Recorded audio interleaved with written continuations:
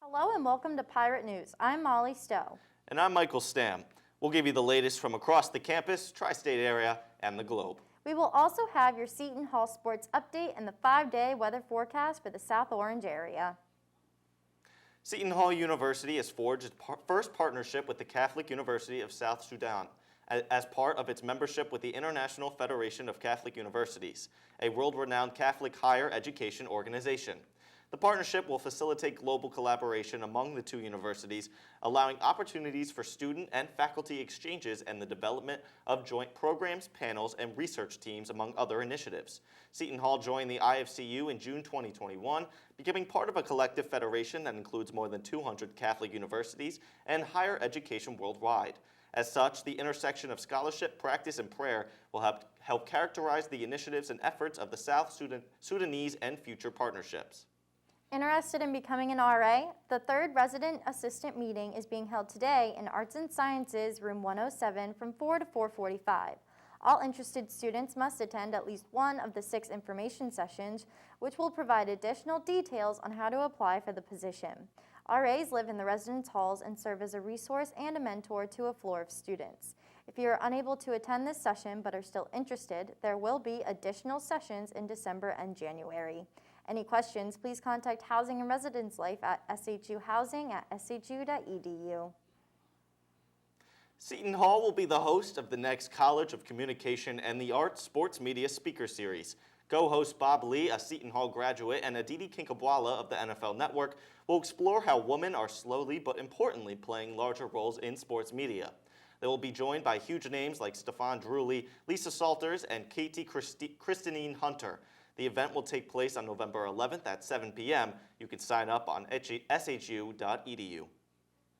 Tonight at 7 p.m., join the Poetry in the Round session with Paral Siegel. The event is being held on Crowdcast and registration is required online. Siegel will be speaking on literary editing and publishing. The event is open and free to not only the Seton Hall community, but also the public. Any questions can be directed to Kara Adams at kara.adams@shu.edu. Now we'll send it over to Jerome Moran for your Seton Hall Sports Update. Joel? Thanks, Michael. Hello, Pirate Sports fans. I'm Joel Moran here with your Seton Hall Sports Update. Many people have a love-hate relationship with this time of the year. The weather is colder, it gets darker faster, and many of our favorite football teams are already out of playoff contention. Despite all of this, we admire this time of the year because it's basketball season. And at Seton Hall, that's what we breathe for. This past Friday, the Pirates held exhibition games and they were dominant. On the women's side, they beat St. Thomas Aquinas 107-50 and went on an emphatic 42-9 run in the second quarter. Maya Jackson was the leading scorer with 18 points, and that was followed by Lauren Park Lane and Andrea Espinoza Hunter chipping in 17 points of their own. On the men's side, it was an all-around team effort as 6 Pirates scored in double figures in a 110-48 win over Misericordia. They played in front of a sold-out crowd of 1,300 people, which is a sign that fans, students, and family alike are excited for the start of the season. Talking about that start, the men's Pirates officially start their 2021-2022 regular season against Fairleigh Dickinson tomorrow at the Prudential Center at 7 p.m., while the Lady Pirates start theirs today against St. Mary's at the Walsh Gymnasium at 7 p.m.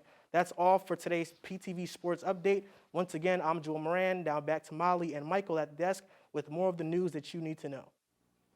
This past weekend, arrests were made in the Garden State Plaza Mall in Paramus after a brawl broke out. Security was attempting to move a large crowd from the front of the shopping center shortly before closing time when chaos erupted. Order was restored in less than a half hour, and no one was injured in the event. For more than 2 years now, residents of Newark have been in fear of water from their taps. That may be coming to an end. City residents who switched to bottled water during the crisis are breathing and drinking easier. Newark, once cascaded and sued over its sluggish response to the problem, is being held up as a potential national model. Deteriorating lead-lined pipes such a century old are a problem in many older U.S. cities, a recent example being Benton Harbor, Michigan. But Newark's replacement project proceeded faster than expected thanks to an infusion of state and local funds and an amendment to state law to protect homeowners from having to bear the cost. Now we will head over to Melania Gluch with your 5-day weather forecast for the South Orange area. Mel? Thanks, Molly. I'm Melania Gluch with your look at the forecast for the South Orange area over the next 5 days.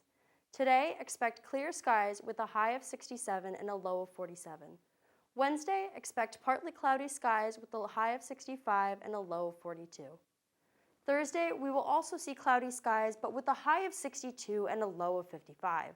Friday, we'll have a 60% chance of rain and a high of 68 and a low of 57. And finally, on Saturday, expect to see scattered showers, high of 62 and low of 43. That will do it for your 5-day weather forecast. Once again, I'm Melania Gluch. Now back to Molly and Michael at the desk with more news from across the country. Thanks, Mel. 3 elite Ivy League universities in New York and Rhode Island evacuated parts of their campuses on Sunday after receiving threats that bombs were placed inside several buildings. In a series of afternoon tweets, Cornell University in Ithaca, New York, told students, staff, and visitors to immediately avoid Central Campus after local police received a call about bombs being put in those buildings.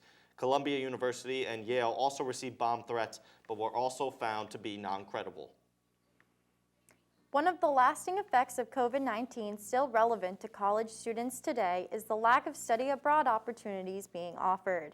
To help solve this issue, some colleges and universities have begun offering alternatives to study abroad by providing students with different options, one of them being international internships and partnerships. The virtual opportunities are a solution for students looking to have a global experience before graduation.